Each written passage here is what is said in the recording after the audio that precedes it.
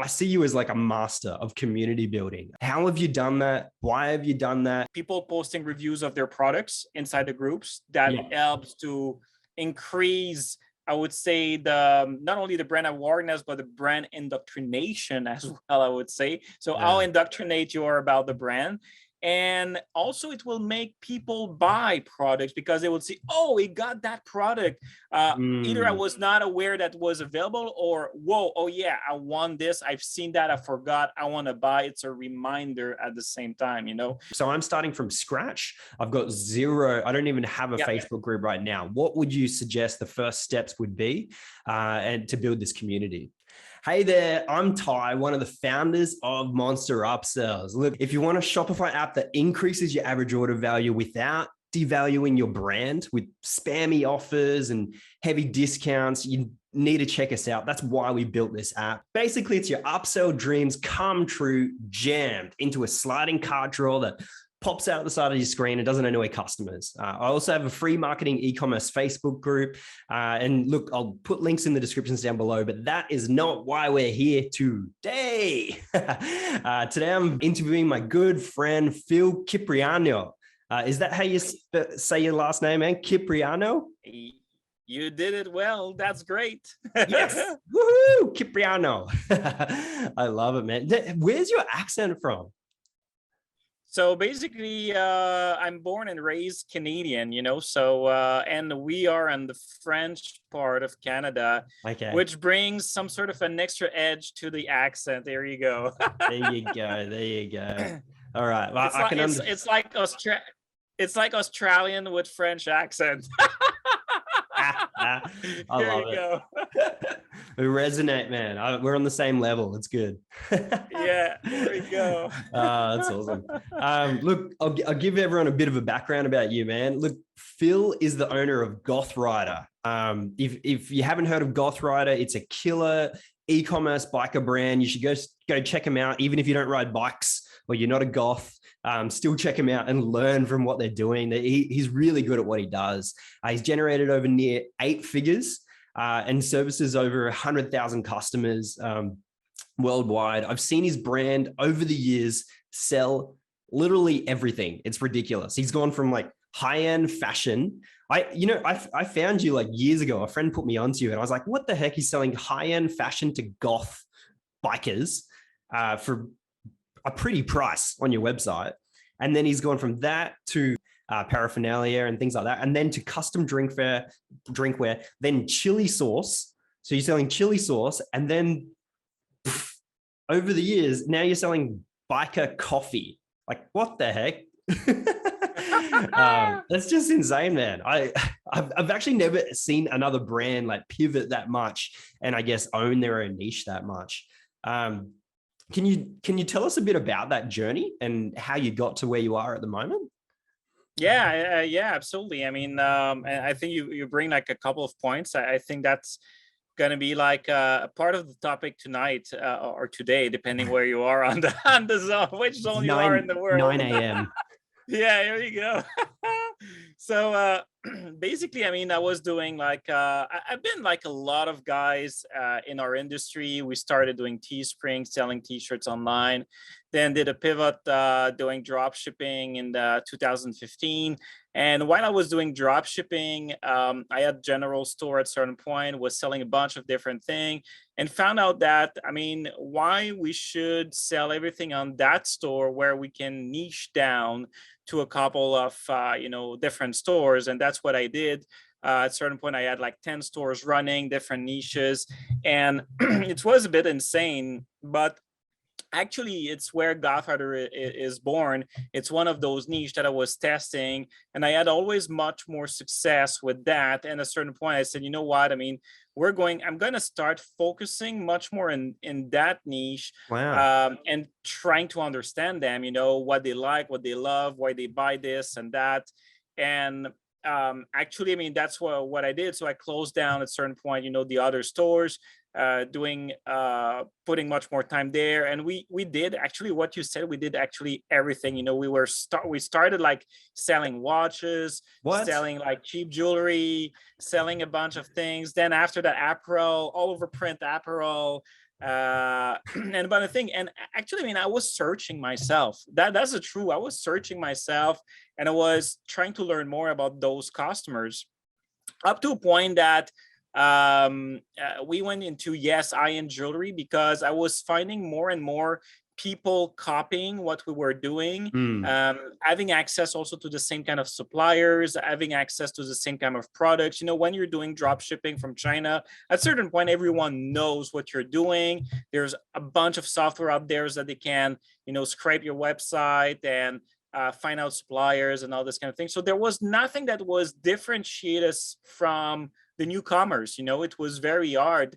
Yeah. And when we brought actually the high-end jewelry, it was a bit to get out of that. But the problem I faced is, through all this year, I was doing drop shipping, print on demand. I mean, everything was at a certain point, you know, very, I would say kind of easy, you know, because you didn't have to manage, let's say, the shipping costs. You didn't have to manage a bunch of stuff. Yeah. And when we went to custom jewelry and high-end jewelry, we found out actually that cost to acquire customers was much more higher, because we're not selling anymore like those 30, 60, $100 of jewelry piece. We're selling at $350 to thousands of dollars. So cost of goods like crank up like crazy.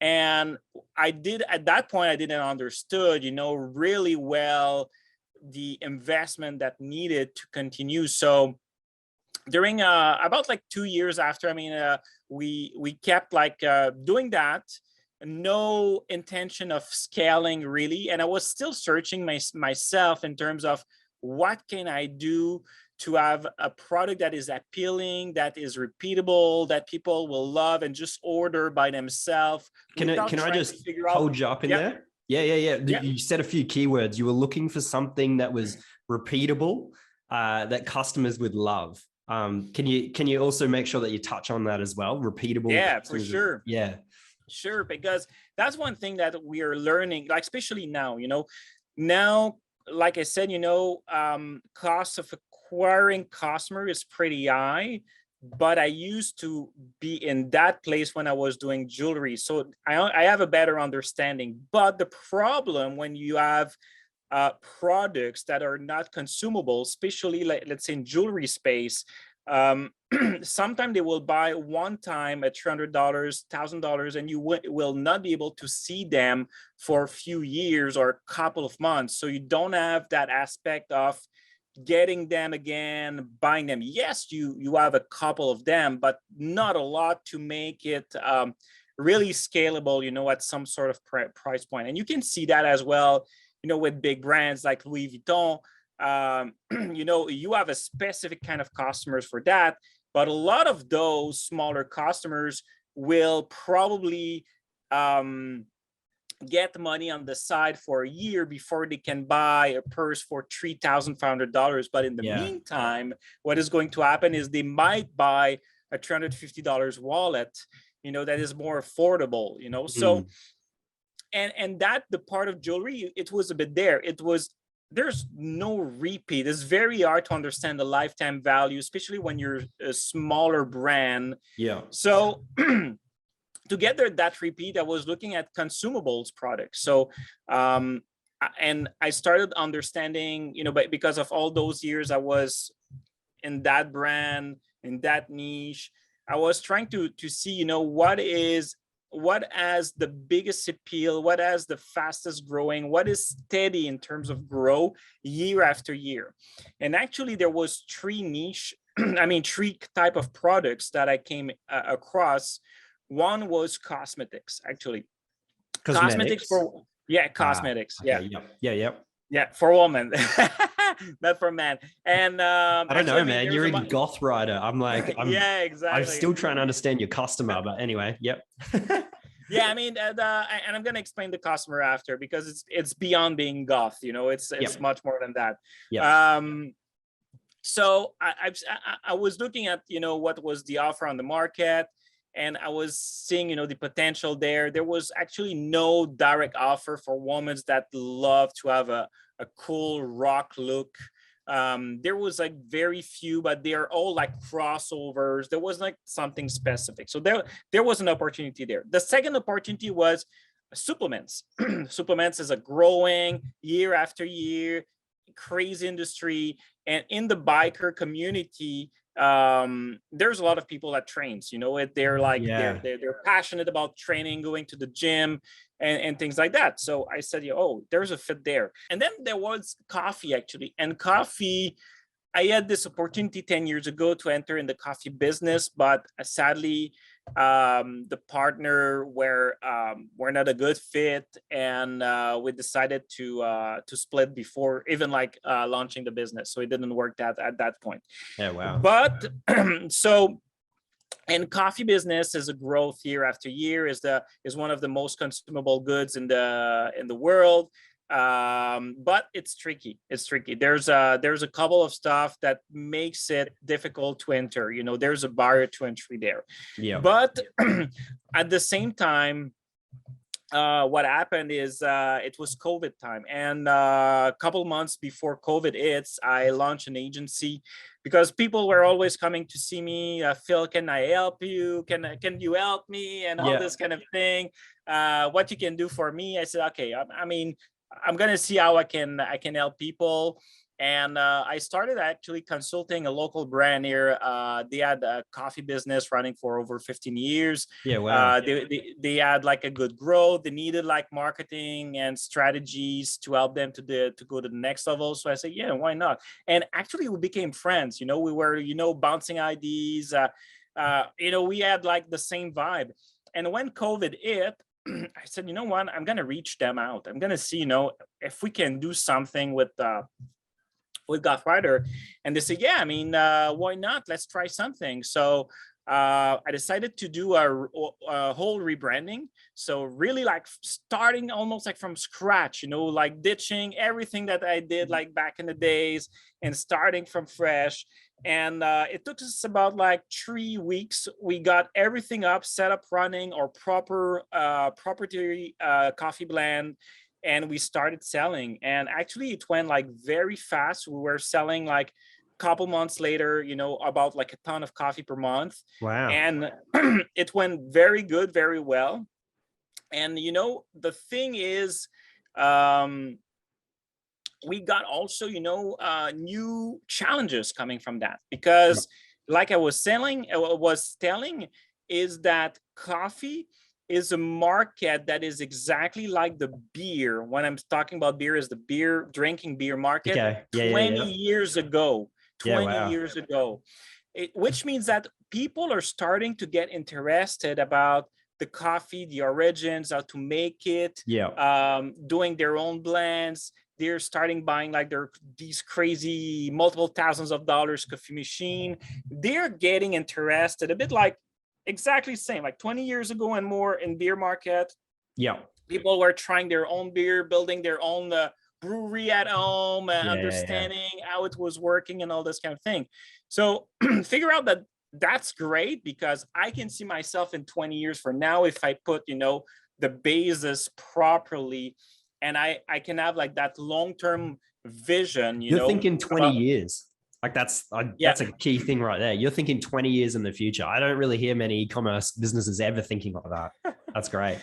Yeah. I mean, I've changed a lot of my mindset, I would say, about that, because before, when I was doing drop shipping and selling online, it was all about like flipping money. It was all about flipping cash money. And I didn't think about the long term. I was thinking about, what I can do to get profit in my pocket. Yeah. Now totally. is what I can do to build a legacy brand that is going to change also and educate people about coffee in the niche we are, and we have missions attached to that on how we want to change and evolve, evolve that industry at the same time. Wow. And that's why I say, in that industry, we're not, we cannot alienate ourselves against other people that are in this industry. We have to work together, because what we're about to do, or what we're doing, everybody together that are in the coffee business is preparing the path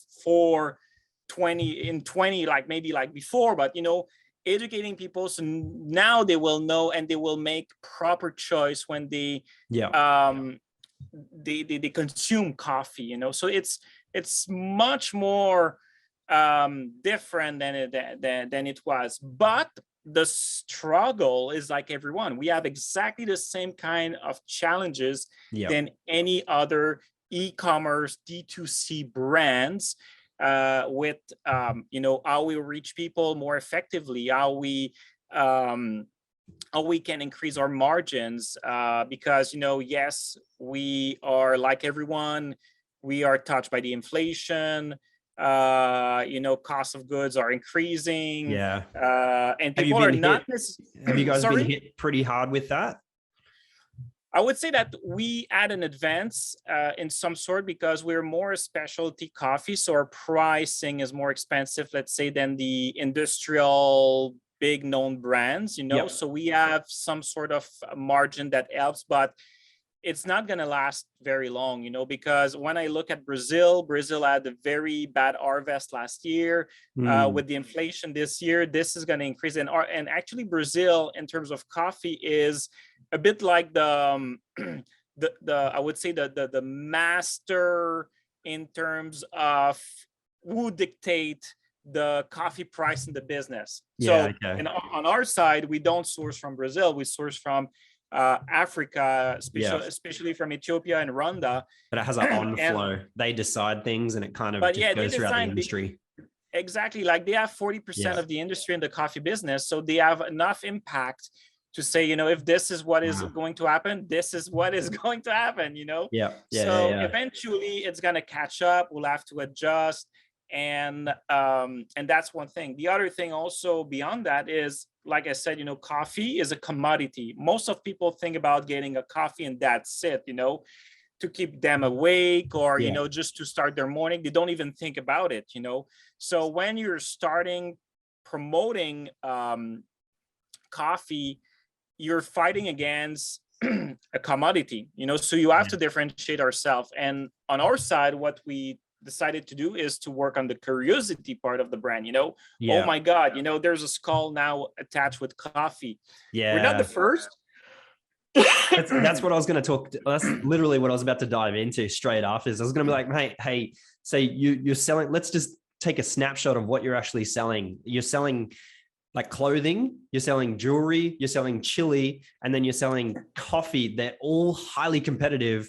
They're like direct to consumer is really hard because you can actually go get this stuff as well, like from supermarkets. But I love what you've done, being able to like attach stories almost to every single one of your products. You've gone down this niche road where you don't really even compete with the big guys. You're like, I'm not even going to compete with you. I'm actually going to create my own, I guess, following or mission that attaches to my coffee, to differentiate myself. Can you speak into that a little bit? Yeah, absolutely. And I think that's the way to approach things today is you take a niche, actually, you take a commodity and you go deep into it, you know. So let's say you want to go after veterans, or you can go like backward. You say like, I want to go into cereal business. Okay, let's do a cereal business that is tied to veterans. You know, you see what I mean?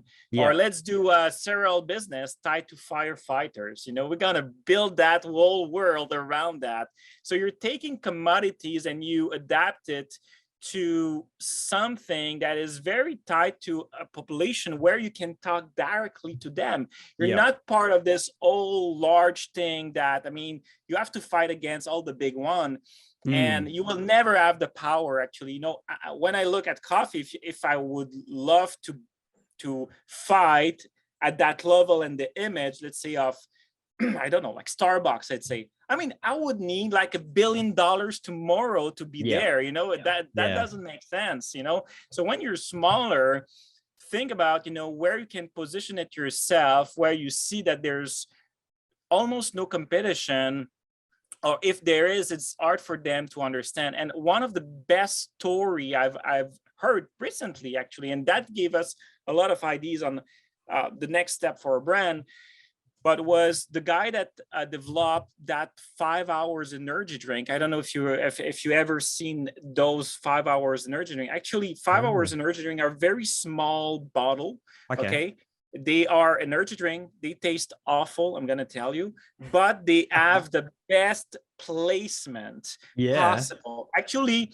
the way the guy think is he wanted like actually to develop an energy drink, but when you've seen in the convenience store all those fridge there, I mean, all those fridge are managed by big names like Coca-Cola, Yeah. Pepsi, name it, and try to get your energy drink in that is going to be hard. And even like on the field, I mean, they're playing games to take you out, even like if you're a smaller one and having Yeah. Yeah. place in the Yeah. fridge, you're doing like a bunch of like craziness stuff. So he said, you know what, I don't want to get there.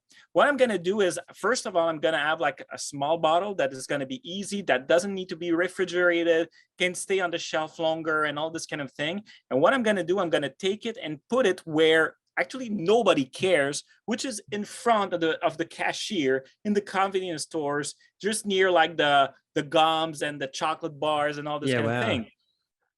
And it has been a hit. His product is disgusting, but it has been a hit. You know, Yeah. you understand? It's just about like how I can reverse a bit my thinking, or how I can disrupt by myself and finding ways around. And actually, what it did as a marketing strategy is you can do exactly the same thing with your own brand, if you find out that that kind of all where it can enter actually. And one Yeah. of these is what I was talking. It's kind of hard to explain because I guess every single brand and niche will be completely different, different product and things. But yeah, what I'm hearing from you is that it's important to rethink, like don't try and just compete with the big guys. Try and find like niche down, and even if it comes down to placement and how you pitch your product, or maybe your product can solve a unique problem that people don't already solve, but they buy that product. I don't know, like asking these questions that are really out there, I guess. Yeah, it's cool. Exactly. And the truth is, right now we're not anymore in a kind of revolution in terms of products. All products have been done. Yeah. The latest thing right now is just like, okay, let's make this product vegan, or let's do like transform like this product into more I don't know, like green or all this kind of thing. But you make a good point there. Like I just wanted to reiterate, if you like, it's your product has been done. That's what you just said. Your product has been done. I've said this to a few people. Like, people have had your ideas, and it's just the way that you execute on them. It's the way that you're actually going to do it unique that's actually going to make any difference in the world, or keep you around, or make your business grow, or anything like that. Don't fall in love with like this original, like I came up with this thing. And you got to be careful not to just fall in love with your first idea, I guess it is. And that kind of also brings me into yourself. Like, you've been able to pivot and grow like with the times and the market. I just love that, man. Thank you. Yeah. So it's, yeah. So basically, it's we are in a replacement market. That I would say that's what I define right now, where we are. A t-shirt is a t-shirt. It's basically how you are going to probably adjust it, or people have already all those things. Yeah. And yeah, the way you market, to who you market, and what's your messaging behind is going to make a lot of difference and impact if it's done well. That's definitely the thing. Yeah, awesome. Hey, I wanted to dive into community building. And honestly, it's one of the most interesting things. You personally, from afar, I've watched you, and I guess you've almost like mentored me in a little way, and shown me, okay, hang on, I need to start building community. So I used to work for brands. Like I scaled a brand from, we were doing $20,000 a month. When I left, we were sitting at about $1 million a month. And honestly, the funny thing was, I actually pulled something from your brand that helped us do that. I got us to a certain level with direct response ads and flipping money, like you said. And I don't know what it was. I think I watched an interview where you just said, or something, you just delved into this community aspect. And I was like, hang on, if we can build community around around this product, not even around the product, just around the core ideas and elements and what we stand for and everything like that. If we can build a community around this, we will have people for life. And we will have them forever as long as I can keep them interested in this vision and the community and everything like that. And that was, I just want to thank you for that. Even though you might not have meant to, I was watching. I'm like, man, this guy's doing something weird. He's been able to sell all these different products to the same people. It's been ridiculous. Yeah, but I'd love to speak to that. I see you as like a master of community building. How have you done that? Why have you done that? And yeah, speak into it, man. Yeah, I mean, basically, I mean, it came a bit like by, I would say, luck at first, because back then when I was doing like Teespring, I launched a community on Facebook, which was the Teespring strategy group, and we grew up very fast. At these days we're like about like 6,000 or 7,000 people, and got people engaged, was sharing tricks and all this kind of thing, was very engaged. And we were talking about like 2000, I don't know, like 13, 14, you know. Wow. So that was like a while ago. That's And before my then time. I wasn't even in the yeah, Teespring days. I came like 5, 6 years ago into the digital world. here you go. So yeah, so that's the old school way. Oh yeah. And then after, you know, I moved to Shopify because I was tired to run into a platform, even if that was a great platform for that time. So I started a Shopify strategy group in January, I think 2015, and it grew up like to 40,000 people in a couple of you know, in 2 years, if I remember. Wow. It was one of the biggest community, and basically understood that, I think that I understood from the Teespring time how important it was to build a community. But that was great for what I was doing, because I was doing also IM marketing back then. So I was selling courses and a bunch of different stuff, while I was doing also the e-commerce. And that makes sense, because I was building a community to sell my products, you know, info products and all this kind of thing. But it took me time to do the transition and to have like the proper understanding to do that with the brand. And actually, I did it with Gothrider when we did the relaunch of Gothrider, actually. Okay. Because at that time I found out that, okay, now I have a proper and better vision of what is coming, and I need to build on those people actually to help grow the brand.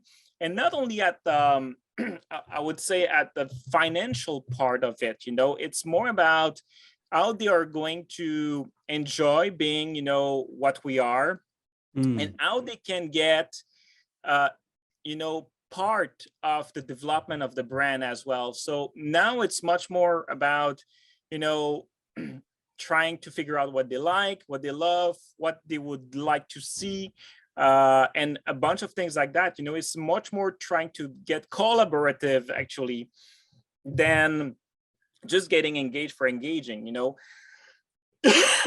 So one thing we do also with that is I try now to do lives, Facebook lives, almost every day. They're so good. Yeah. I love them. I've tuned into a couple of them. I'm like, I want to win some Gothrider stuff. Yeah, there you go. So and that even is great, because I keep in touch with the core audience, and I give them updates about what we're doing, where we're going, the next launches, the next product. Trying also to get their feedback, and yeah, we do like giveaways, because the giveaways actually are a way to thank them for their engagement for the brand, you know. And we did other kind of giveaways, but we found out, you know, being there for the people that are there for us, it's way better than to invest in people that don't even care about what we're doing, and they're just there for the goodies, you know. Okay. So that's how we, I would say, tailored or organized a bit the strategy behind. Yeah. Yeah, it's interesting you're talking like this because I would imagine like doing giveaways for your core audience um is I guess it has an on-flow effect rather than like a direct responsey kind of effect. I think most people are. I don't really hear many people are doing that. Like, I guess everyone who does giveaways, they're like, "Oh, I got to build my list," or "I'm trying to get out there in a cheap way to everyone else." But it seems like you're actually no, you're actually rewarding and fostering and caring for the people who already care about your product. And Yep. I'm assuming that would have an on-flow effect, like they would talk about it, or I don't know. Would you agree? Is that kind of the strategy behind it? Yeah, I would say that it reinforced the relation I have with them, Okay. so Yep. it's really, yes, they're gonna share, they're gonna talk about it. They're gonna be first thing in mind when they will think about coffee and what Yep. we do.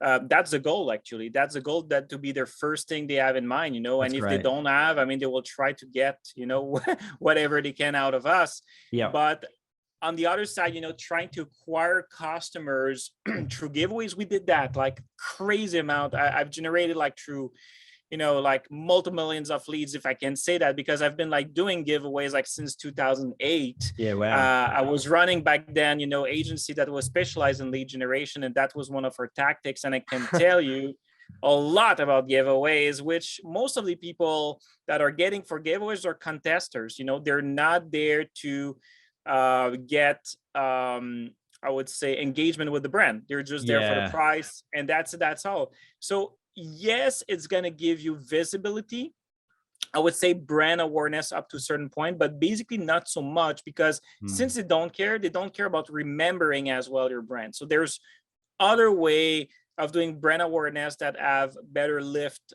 over what you're doing, Okay. compared to giveaways. And that's why we started to change our strategy in terms of acquiring customers through giveaways. We're doing less when it's outside our core audience, Hmm. but we're still testing just to figure out, again, like the market price, CPM, because it gives a good flow of, seeing fluctuations. We don't use, I would say, the same type of optimization than when we do acquiring people for sales. So Yeah. it gives us a kind of idea of what's the market is. But outside of that, the results, if we break even running a giveaway contest, that would be great. But I would say that it's not giving any good quality of sales at the Yeah. end. The percentage is very, very small for all the efforts that you do. So Okay. that was also the reason we decided to move, and we still do it, but internally. And now, since we were speaking about acquiring customers at the cheaper scale, one thing that we found out that is, I would say, that has better impact, and it's a better way to qualify your people, is quizzes, actually. If Quizzes. quiz, Okay. yeah. So if quizzes are done right, and quizzes that are tied to what you do, Hmm. let's say that you're in cosmetics, and you're talking about your how dry is your skin, and you want to make, you want to make people figure out about your brand. You're going to run a dry skin quiz, and then they will figure out about Yeah. their brand, and then they will be pre-qualified for a bunch of different kind of offers you can give Love them, it. or the proper products. So that's the way. And quizzes are fun. People still love quizzes. They play quizzes on Facebook. It has the Hmm. same kind of behaviors that people love, and it's much more qualified, actually, than running giveaways. And leads cost will be probably a little bit more expensive, but Way high you have more quality. chance to close them. Yeah, exactly. Yeah. And I guess you're also, so you're capturing the email, you're learning a little bit about your customer or the potential customer Yeah. and leads and things like that as well. I've done quizzes before with ads. And one of the cool things you can do is actually phrase the question in a certain way that actually makes them almost a micro, hey, yes, I want to buy your product. But like you can do a whole heap of questions like, yeah, maybe I do need this thing that might It's come. a sales And pitch, actually. It's exactly, yeah. If you ask quizzes in the right way, you end up with a pretty high qualified customer that actually wants to buy your product. And they're Exactly. fully inquisitive about it. Hey, I don't want to jump too far forwards yet, because this is something I do want to talk about. But first of all, with the community aspect, I just wanted to say, so you talked about you run quizzes you run competitions and giveaways within your Facebook community. Is that right? Is there any other like tech and things like that you would suggest or use to help build a Facebook group? So I'm starting from scratch. I've got zero. I don't even have a Facebook group right now. What would you suggest the first steps would be and to build this community? So the first thing you need to do when you build your community is to have your welcome email flow ready to run, actually. So any time you got someone that gets into your email, a subscription for a discount, subscription after a purchase, whatsoever. Thank you page. You have to have one of those email, thank you email. You have to remind them that you have a group where they can, have a bunch of benefits being there. And that's how you build, so more people gets into that, they will get aware that they can get into your group. And after that, it's about welcoming there. If you have already a community, they will all warm welcome those new people inside. And you start engaging, I would say that the biggest it's like anything, you have a community, you have to engage yourself enough before someone from the community is able to engage by itself, and there's a tipping point. Exactly. So it takes time, I would say, but you always still have to be there at a certain point, even if it's engaging, because you never know when the engagement is going to lower. And I have experienced that actually with our Shopify strategy group when I was running it. Is at a certain point I was not engaging anymore. I mean, people were filling question, answering by itself, and at a certain point it started to slow down, and I felt that it's probably because I'm not enough present anymore. You should always show that there's someone from the admin Someone's running the show that is still leading the pack. You cannot let it run by itself 100%. So that's actually the best way is really any flows, any SMS flows, even like by SMS, you capture them. You tell them, hey, join our crazy cool group, badass group, Gothrider, and here you go. They join. It's instant. Even if you're doing like messenger bot, the same thing. Make sure that you try to have them as many places as possible. The reason is it's going to be a flow. Facebook is not perfect in terms of the reach. I'm going to tell you the truth. Like, reach really sucks in groups. But people that are getting that reach will have better chance of engaging than a page anyway. So it's better to get them somewhere where you can have the full message going out. Now, there's an alternative to that, and we tried it. We tried it. So now there's more off platforms that exist. I've actually tossed Facebook with this as well. We did this with that group. I was like, oh man, do we bite the bullet? Because I don't want Facebook to control everything. You know how like Facebook ruins everything. This is the story. Facebook ruins everything. Also, marketers ruin everything as well. I know what you're about to get into. Keep going. So that's exactly what you said, actually. I mean, that's the biggest problem, is the reach, is how many people will be able to get your messaging there when you want someone to know, and so we tried one of those platforms. Actually, we decided to do a move there. And with a big announcement, like, let's say we're not going to use Facebook anymore and all this kind of thing. But we found out by doing the transition, first of all, for sure we lost a bunch of them. We lost, I don't know, I think 90% of the people that were registered at the group at first. And then after that, when we started engaging, since it's a third-party app, it's not a branded, let's say, Gothrider app, we found out that it was like still difficult. Like people were still like getting the notification, but they were not all getting the notification. Only 50% of them were getting it.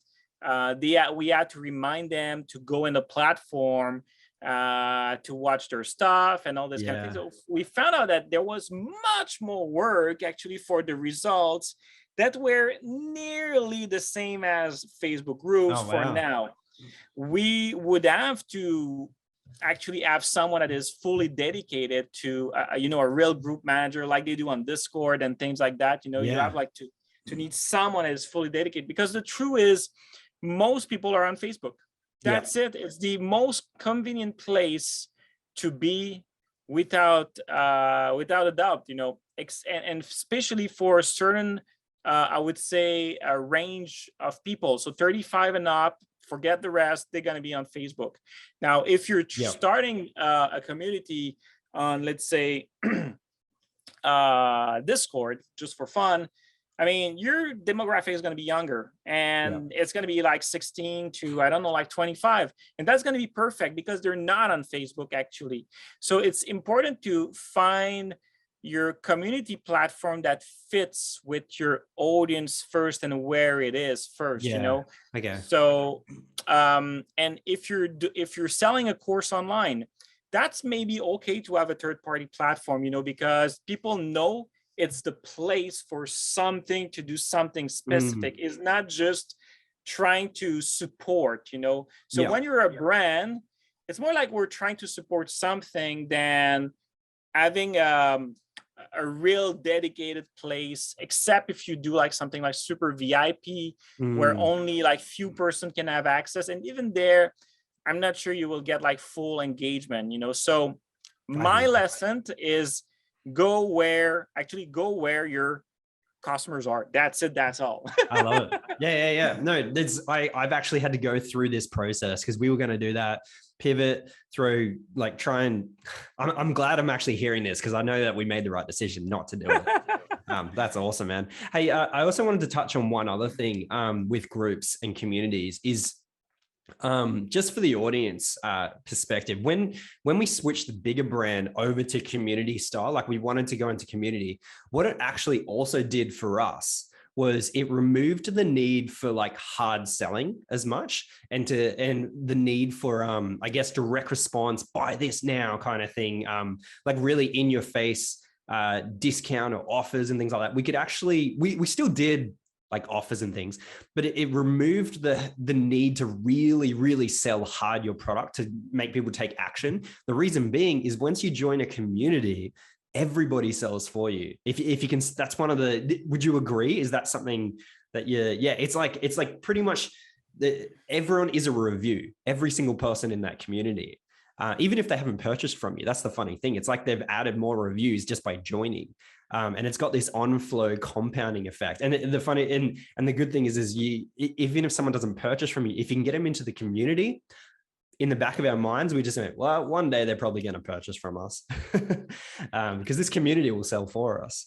And that's 100% true. What you've seen, it's exactly what we've seen. We have customers that have bought like probably one time, but they're so engaged in the community.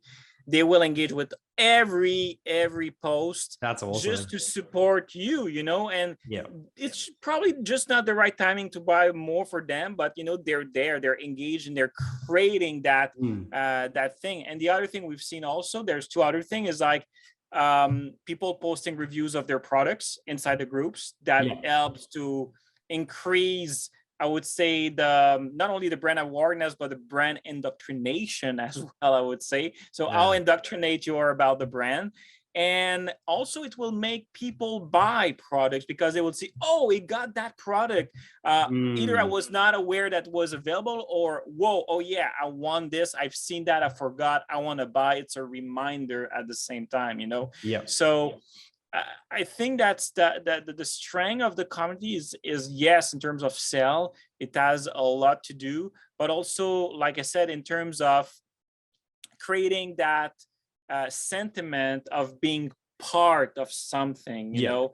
I think that's the most important, that's what I was going to kind of touch on last was Like, so there'll be people watching this video right now who are selling like camping gear. Like they literally have a camping gear website, or they have clothing, like they're selling fashion or just shoes. I know that I was a store, I was talking to her yesterday. She just has nice shoes and they're awesome, and she sells lots of them.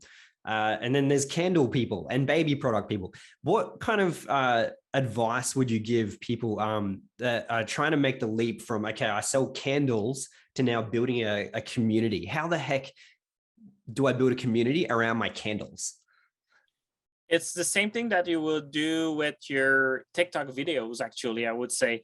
Is like you gonna start with your community and invite people in your, let's say, in, I would say, like in your life or in your business and your daily stuff, and start to educate them about what you do. It's Yeah. always start about educating them. So if you're, we're into coffee, so now, I mean, I'm more personally educated, and I'm trying to educate my people. So I start by doing education about, what type of coffee it is, Yeah. the strength, how, a bunch of different stuff. So it's the same thing, about candle would be, why we're using soy wax candle instead of a different type of of wax, how we're doing it, what's the preparation of doing I've it, come from that kind of niche of wellness and everything like that. That's kind of where I've been in that kind of space, and I've sold not candles, but essential oils and different things like that. Yeah.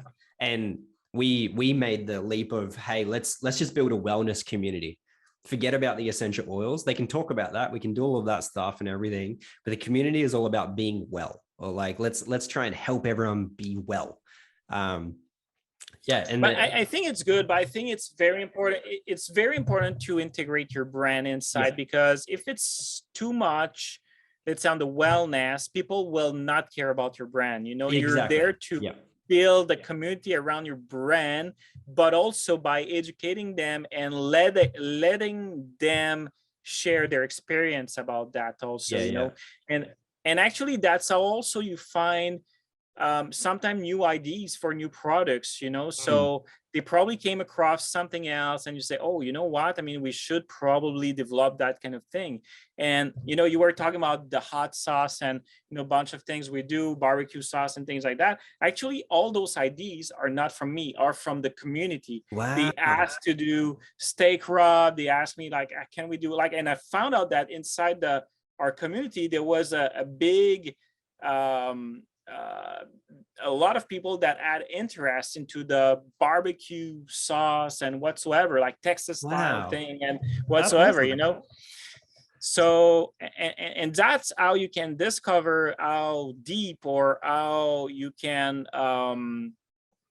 you can, develop like with a much more depth into your brand. So for us, we are a coffee/lifestyle business, because we're a coffee first, just because we sell more coffee than the rest. But actually, I would say that we're a lifestyle business where we try to,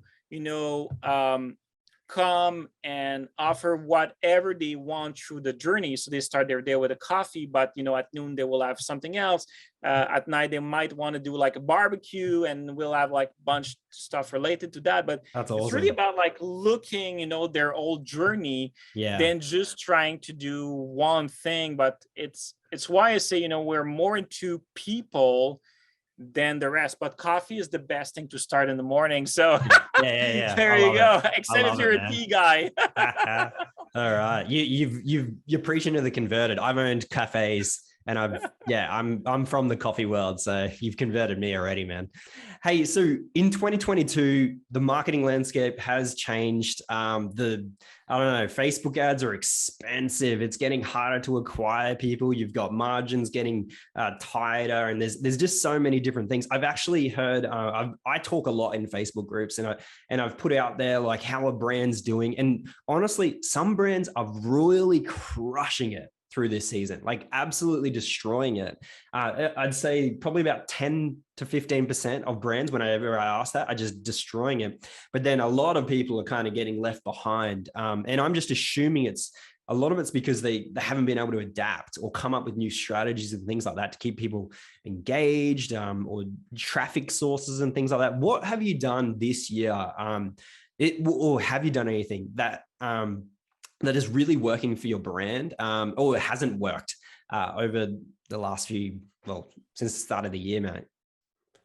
I would say it's globally hard actually, because we're trying a bunch of different stuff. We're not trying to stick on one thing. Okay. I would say that what we did recently, that where we're seeing a lift, is especially content creators. Okay. Trying to approach as TikTok? many. So we have one. Sorry. TikTok specifically? Yeah, or I mean, okay. TikToks, Facebook, Yep. Reels. So the goal now for us, and we've been like starting doing that about like six to 8 weeks ago now, and I would say we're starting now to see the beginning of the results in terms of the lift that it gives us for Okay. the brand in both platforms like TikTok, Facebook, and Instagram for sure. Because and actually it's sad, but I should have done that before. That's what I'm thinking. That helped us actually to fight against those crazy costs. We're able like to get much more traffic for way cheaper, like crazy cheaper. Does it results of better sales? Not necessarily short term, but we're getting more people aware of what we're doing, and we know that actually those people are coming probably 3 to 5 days later anyway, doing like their first transaction. When you say cheaper, can you break that down? So are you using this specifically? So you reaching out to an influencer, they're creating content for you, and are you running ads, or are you saying it's organic cheaper, or is it both? No, it's really ads. Ads are cheaper. So UGC actually. content. Yeah, it's UGC content, exactly. And sometime in organic, they can do well by themselves, but we never based on that. And that's funny. I was speaking to one of my client on the agency side, and I told them exactly the same thing. If you're going after doing a UGC and starting doing influencer stuff, investing in that, you have to think that you need to amplify them. You cannot just get those and just post them. That's going to give like probably for most of them not good results. The only way to get good results is really to amplify them with paid ads. Okay. And this is how basically you're going to force also and see what works the best. But it's a long process. That's another thing. It's a long process because not only the number of people you need to reach is big for the small amount you're gonna get, and the other thing is the talking about. You're talking about reaching out, the influencers, I was going to ask, how do you actually do that? What's your strategy to get a hold of them? So basically, like I said, we have one person that is dedicated and that does only the reach out and follow-ups to make sure that we have a deal with them. So there's a paid deal going on based on the number of content that they're going to send us. And then after there's follow-up, so we send them like for sure a gift pack, products to review and all this kind of thing. And then after, for sure we need to follow up with them, and we're going to receive the products, the shots, And the issue with that, we found out, is the part of reaching out is not so bad. Part of getting, the return is not so bad.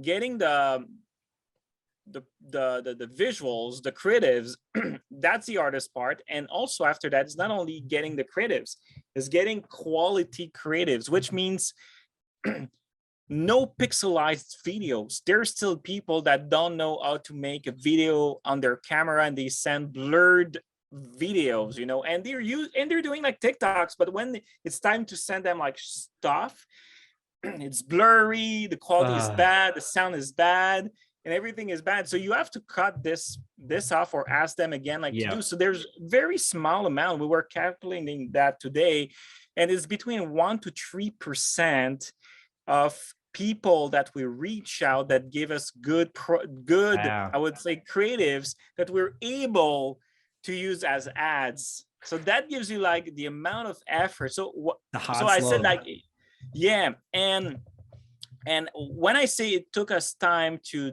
do that, actually we tried it with an agency that were saying that they were specialized into that like over a year ago, and they charged us like multiple It's thousands of expensive. dollars Yeah, for yeah, one yeah. show. Yeah, exactly. And they got us like a famous artist and all this kind of thing, and we ran that, and it didn't get, for the price we paid and the amount of sales we got and the amount of content we got, it didn't give any results, you know. And that was like a shock, because was I had a lot of expectation from Yeah. that, and especially from the artists we got. And and then month later, because that's when we started like recently to do it, we decided to change our approach and say, you know what, we're not going to have any expectation, we're going to just do reach out, we're going to try to get content as we can, and let's see how it goes. And like I said, I mean, for cheaper amount of money, more time, yes, Yeah. we are able to get better results Wow. on the view, the clicks, the return, the sales, and Yeah. everything. We got like some people made more sales than from those famous artists, while this one of those guys that made sales is an unknown guy from a very small town. He's doing like Wow. small TikToks here and there, but just because it's real people, Yeah. it's Yeah, just yeah, like yeah. it I love it. feels real. Yeah. So I would say that that's one of the strategy that needs to be put in place this Okay. year as much as you can. Yeah. Second strategy, we talked about it, like quizzes, because quizzes is Can I great. just throw you back? We'll jump. How are you reaching out to them? Like, is it through DMs, through Instagram or email? Because people say to me, like, I actually don't know how to reach out because TikTok doesn't actually allow you to message people directly. Is it just all through Instagram DMs? And are you paying these people, or is it free product? Okay. Well, yes. So okay. So good. Good question. So actually, yes, we reach them out through Instagram. Yep. We tell them it's a paid offer. There's actually conditions to be paid. So they need to have a minimum amount of content that has been approved. Yep. Once it's approved, they get paid for that content. Okay. And if the content is good, they are going to be in our whitelist for new content after, where they're going to be paid again. Great. Now, also, we are sending them, when the agreement is made, we're sending them a welcome package, which includes coffee, mugs, merch, a bunch of stuff, free stuff. And that's a bit like how they're getting paid also at the same time. They get a bunch, of value, depending on what we're sending, anything between like $150 to $200 value of products, which is quite important still. And is it, so it's $150, $250 worth of product, but then just to get in people's head, how much would you pay an influencer, or does it fluctuate depending on who they are? So basically, we don't look at all the market, there's an industry kind of market there, like 0.00 cents per followers or something like that. We don't look at this at all.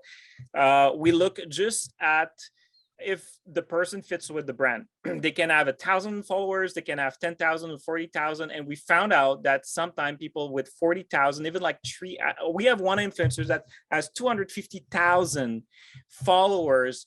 And this person, we have a very nice and good partnership where we just send our products, and that's enough for her. Wow. That's it. So exactly. So it's how you approach people. Relationship, really. Yeah, it's really about the relationship. Like, we have another one that we have a very good, I'm DMing like him like almost every day. We have fun, and he calls me one time and say, "Hey, Phil, I'm about like to get I don't have any more coffee, can you send it some?" Yeah, sure, I'm sending him the coffee here. And that keeps the relationship and him being part of a real, I mean, actually that's a real ambassador at that point. Sure. When someone post stuff without asking. I don't have any more to ask, and Yeah, I'm just fulfilling with coffee, and that's more. And I'm super happy. And that's awesome. also, some people will bring other people from their surrounding, and that will create trust. So, like this Mm, guy, we got one of his friend, and his friend made like a couple very cool, funny videos, and we're getting inside that trust circle of those yeah, people. yeah. And that is more powerful getting around those people than it's like building small communities for ambassadors. You have So like good. your team, that works actually for you. Mm, But because they love what you do. And I think that has much more impact, as is much more powerful than trying to go after macro influencers. Yes, you're going to sign them a big check, but it's a yeah, one time, and you will never get after that anything. While those they're where in you're it for the building money. relationship, exactly, Yeah, the one that are you're building relationship that will follow you as long that you're in business. They're yeah, there yeah, for yeah. you for the life. And if you ask something and you need help, they're going to be there also. While Love the it, other man. one, you can never count on them. Yeah, So I think it has the same mindset as building your community for your customers, but build your community for your influencers as well, ambassadors. I love it, man. Hey, I'm mindful of your time. You talked about quizzes before. Can we touch on it real quickly? And then we'll Yep. wrap it up. Sweet. Yeah. So talk to us about quizzes. How are they working? And is this a strategy you're using from a certain platform like TikTok or Facebook? And what's the call to actions? How does it actually play out? Yeah. So first of all, we're still using quizzes on Facebook, but now you can use it on multiple platforms for sure. There's multiple ways of getting the opt-in, like either like from Instagram, like a link tree, or even like link tree from TikTok and something like that. Yeah.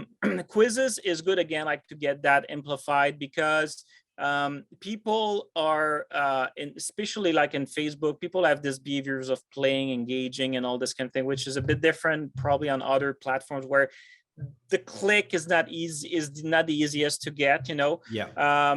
But after that, I mean, the thing about the quiz, again, it has to be tied to what your in which niche you are, what you're selling. You're trying to help people to fix a problem. Yeah. That's the basics actually. And with the quiz, it's really how you're going to solve that problem, and you are going to propose them at the end the ultimate solution to do it. And we're using we tried multiple platforms. So there's two things. You have like quizzes on site. So Mm-hmm. like you're gonna see like bunch of skincare like companies that does that on site. They're using like software like Octane. Octane.ai. Yeah. Yeah, exactly. Very good, easy to set up, good support and everything. So they can help you like do that. And there's what I call off-site quizzes, where it's lead quizzes or try interact, where those platforms actually are self-hosted, and you can connect that also to your Klaviyo account, Yeah. and you run traffic to their landing page, hosted like landing page, and it has like brand logic and everything. So you can really Right. figure out what they answered, what they like, and all this kind of thing. And best thing about that, because you can connect all this information to Klaviyo, let's say like someone has answered a specific question, you can pull a trigger from the specific question and send them a personalized email related to that. So at Wow. the end, let's say like they finished, they finished that quizzes, and they have like that kind of issues with their air, like they have, I don't know, like dry air or something like that. Oh, we found out that you have dry air. We have like a special deal right now for this shampoo that's going to help you to do this and Right. that. It's going to change your life, and you're gonna have like long and fluffy hair And you can after do like that. That whatsoever. can be an evergreen campaign as well, right? Like yeah, it feels Evergreen. organic, it feels natural, personalized, but it's evergreen. You've literally done it once, set, forget. Now we've got this quiz that has all these flows that really understands the customer. I love it, man. Yeah, and you can run multiple. That's the other great thing is endless. As long as you have questions or you have problems that you can fix, you Yeah. can have like 10 different quizzes that brings, to results to you. So Yeah. that's the great stuff about quizzes, and that's why I like them so much also. All right. So 2022, guys, influencers, UGC content, and make sure that you're using quizzes. Give Yeah. quizzes a go. I normally do suggest to people giveaways, and I love like hearing you actually giving me another perspective. I probably should be suggesting quizzes. You learn a lot more about customers and stuff. And then, I would say like the third thing, and that's why yeah, you are there also, it's increasing your AOV. That's going to be the biggest and most important part of 2022. Yeah. Especially with the cost. Here you go. Yeah. Monster Yeah. app is there for that. AOV is, here's my thing. This is my personal passion. AOV good, but even better is LTV, lifetime value, which is LTV, everything you've sure. talked about.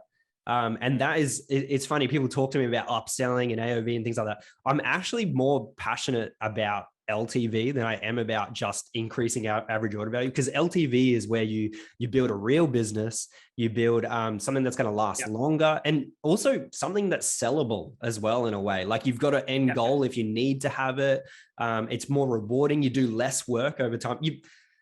It's compounding, like it compounds over time. You build communities and things like that. So LTV, and I don't want to try and plug our stuff too much, but yeah, that's kind of where we're at, is like if you can find the balance of increasing AOV for every person who visits your site, but not ruining that customer, keep building the relationship. And that's why we built our app. And increase AOV the way that we do, is because I don't want to damage our relationships with our customers. Hey, it makes perfect sense. Yeah, it makes perfect sense. Thanks, man. Yeah. Yeah, sweet. Hey, I'm going to wrap it up a little bit now. Thank you so much for your time, man. Honestly, I'm actually super thankful that I've been able to have the conversation with you. I've actually wanted to do this for quite a while. Just pick your brain myself. And I've only just been able to do so much on Messenger and things like that. It doesn't really, it doesn't come across enough in the right way I want it to. Thank you so much for giving to this community and to all of the people that are watching this today. If you've got any value out of today's video, please like and subscribe and share with everyone. I've got to get used to saying that. Like we really want to grow this community. This subscription, this channel, try and get more people on board to learn more things about e-commerce and everything like that. I want to do it as for free and give it out to as many people as possible. Like, subscribe if you can, and share. And if people want to find you, so you've got your agency as well. You help people, I guess, grow online. I don't know if you want to talk about that a little bit, but I'm going to put some links down below. What's your agency called? So it's called Obvi, and we're a fractional CMO, actually, where we help people to strategize their growth on e-commerce specifically. Great. Okay, cool. Look, if you want more growth, hyper growth. There you go. Awesome. I'll put some links down below. Is there anything else you want to say at the end, or that's all good?